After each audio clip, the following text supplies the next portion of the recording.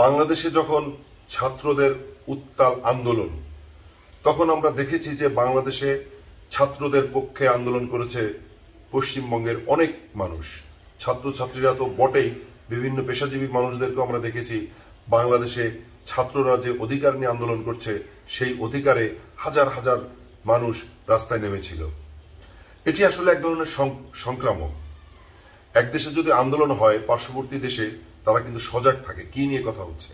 তারা যখন দেখেছে যে ছাত্ররা এভাবে রাস্তায় বেরিয়ে এসেছে এবং ছাত্রদের পক্ষে বিভিন্ন পেশাজীবী মানুষও তাদের সাথে আছেন, ঠিক সেটাই ঘটেছে কলকাতায়। এবং এর মধ্যে একটি খারাপ ঘটনা কলকাতায় ঘটে গেল। মৌমিতা দেবনাথ একজন চিকিৎসক ছিলেন, তাকে ধর্ষণ করে খুন করা হয়েছে।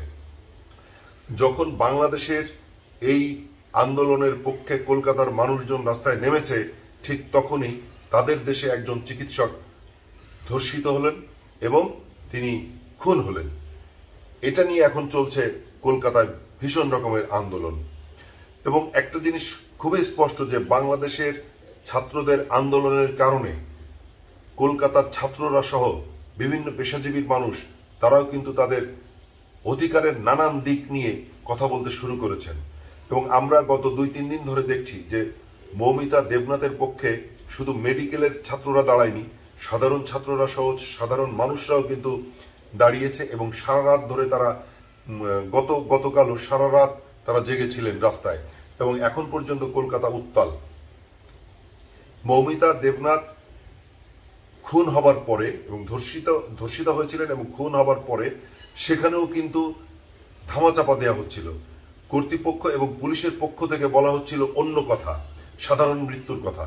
কিন্তু পরিবার থেকে যখন বিষয়টিকে সন্দেহজনকভাবে বলা হয়, আস্তে আস্তে জানা যায় যে না, তাকে ধর্ষণ করা হয়েছে এবং তাকে খুন করা হয়েছিল।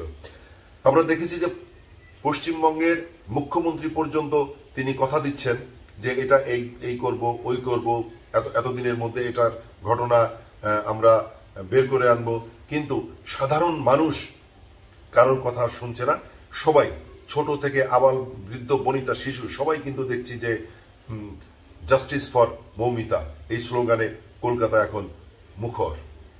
বন্ধুরা, যারা ভিডিওটা দেখছেন সবাই ভালো থাকবেন, সুস্থ থাকবেন।